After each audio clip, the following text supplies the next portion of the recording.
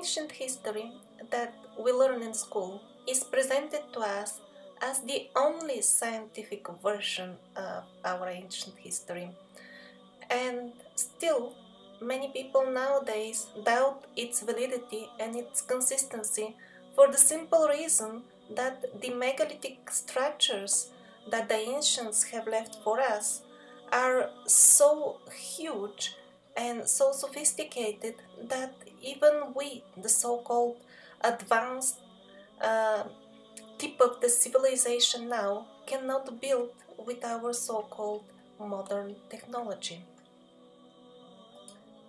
Very few people, however, doubt the validity of the recent history.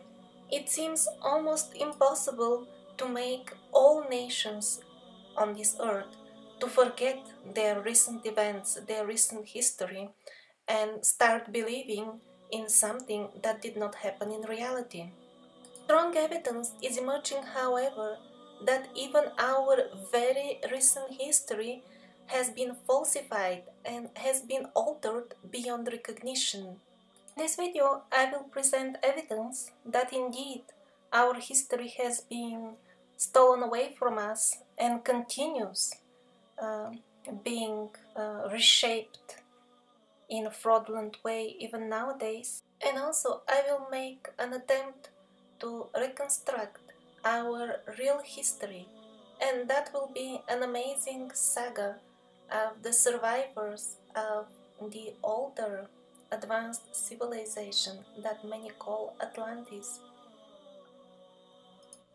The culture, the full culture, civilization, the cities and everything belonging to the Atlanteans was blown up. It was destroyed from inside by parasitic malicious entities, but many of the people actually survived and scattered all over the globe and started educating the primitive humans that were residing on the rest of the planet, and bringing them to higher standards of life, and most importantly, awareness of the amazing spiritual and magical capabilities of the human race.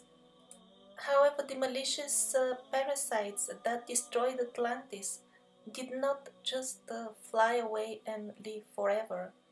They continued chasing and hunting down the survivors and all traces of the spiritual Atlantean culture. This video will be about the ruthless wars against the survivors in the last 1000 years of our history.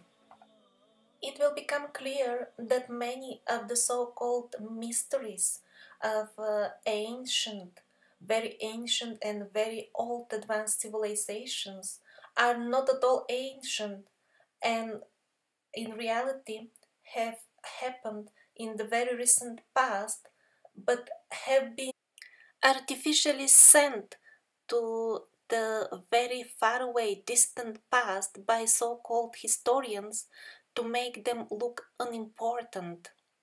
By distorting the history of the survivors beyond recognition and by sending it to the far, far away past, the parasitic forces in the society are continuously trying to make the human race forget its rightful claim to a glorious heritage of majestic, magical, spiritual beings that are well aware of their place in the vast universe, which is a complex ecosystem of beings, many of whom are far, far superior than us.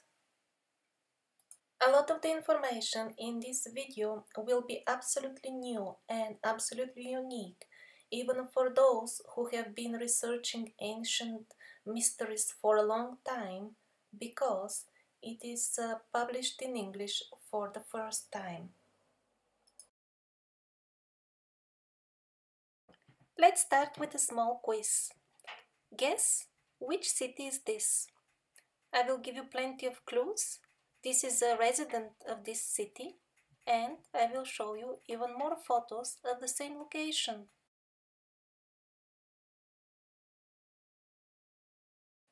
The answer of the quiz is Tokyo, and European-style buildings you saw were supposedly built in neoclassical architectural style, according to the official history. However, that is quite hard to imagine in reality, because in that time period, Japan was a very traditional country, practically closed to the rest of the world. The possibility of these buildings being built later on, after Japan opens itself for the rest of the world, is also extremely unlikely. This will be reviewed in detail later on in the video. Guess to which ruler do these helmets belong? Well, these are the helmets of the Russian emperors, the Christian rulers of Russia. The explanation of the official history is that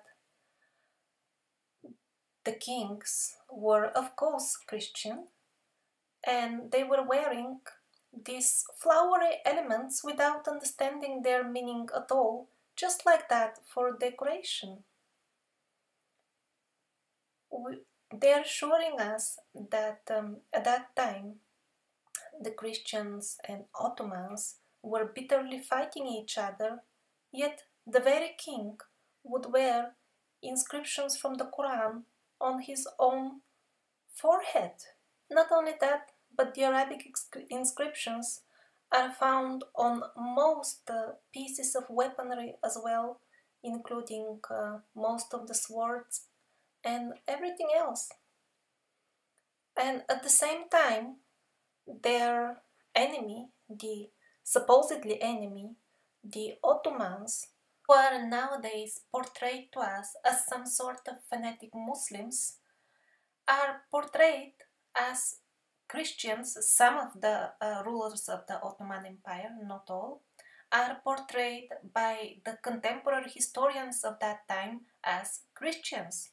And even most of the government body, most of the government officials of this particular Christian ruler were Christians as well.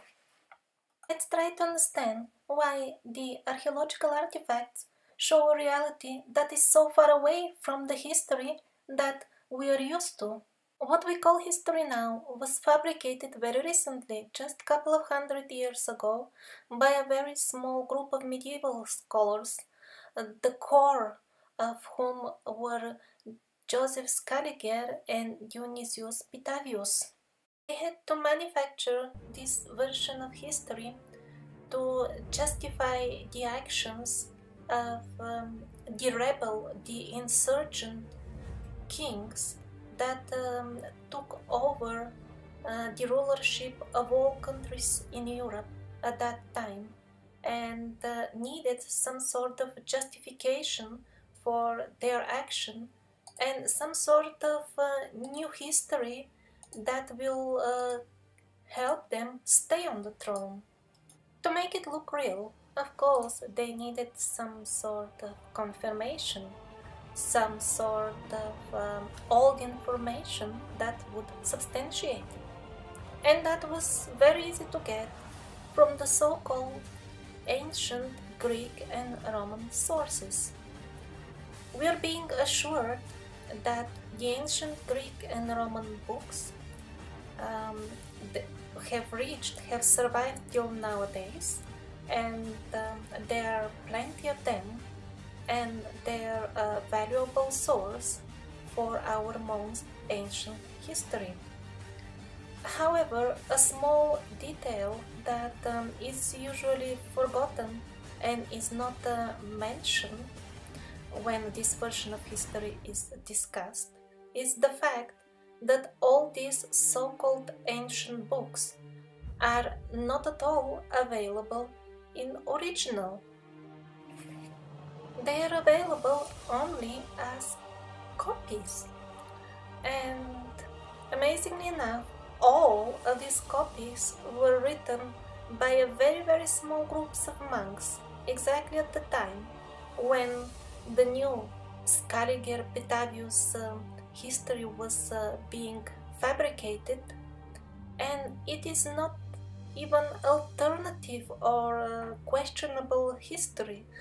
It is well known that when the monks were copying the old books, they were not making exact copies, but they were also adjusting the content to the newly fabricated picture of history.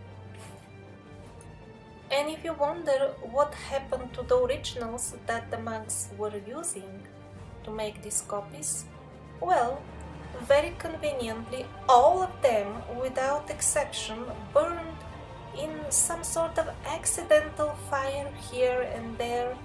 All the libraries, by chance, all the old libraries burned, and all the originals burned at that time. However, in the very same libraries, the fire was devouring selectively only the old books. The copies never burned in that fire. Well, they must have been fireproof. I don't see any other explanation. After the new history was fabricated, it was ready for implementation into the society to change the way people view their very existence, their very origin, and that was done with military power.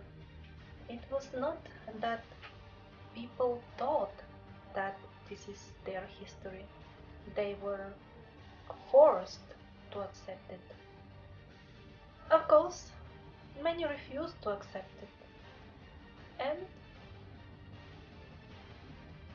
those who refused were given other choices of how you want to meet your creator, being burned or maybe in some other way. But before discussing in detail how our real history was substituted with semi-truthful historical fiction, let's first of all find out what was the real situation and for whom was it so uncomfortable that they had to undertake this enormous task of brainwashing a couple of generations to the extent that they really forget who they are, where did they come from, and who are their real forefathers.